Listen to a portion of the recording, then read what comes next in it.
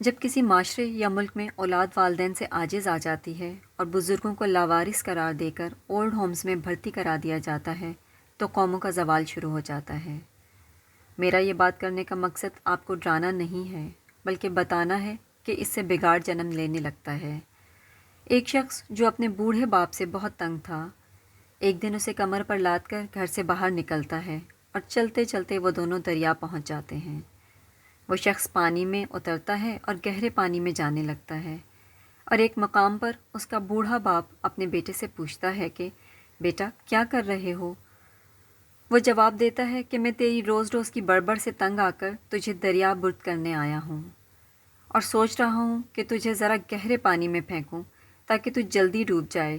تو اس کا بوڑھا باپ جواب دیتا ہے، بیٹا جس جگہ تو مجھے پھینک رہا ہے یہاں نہ پھینکنا، بلکہ ذرا اور آگے اور گہرے پانی میں پھینکنا۔ بیٹا پوچھتا ہے کہ کیوں، یہاں کیوں نہ پھینکوں؟ اس کا باپ کہتا ہے کہ اس جگہ میں نے تمہارے دادا اور اپنے باپ کو پھینکا تھا۔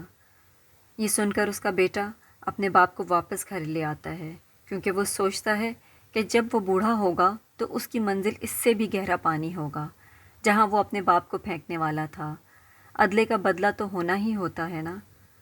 بوڑھوں پر تمام تنقید چھوڑ کر اور ان کی باتوں سے بیزاری کو ایک طرف رکھ دیں اور تھوڑا سوچیں کہ ہمیں بڑوں کے حوالے سے اور ان سے سلوک کے بارے میں کیا حکم دیا گیا ہے۔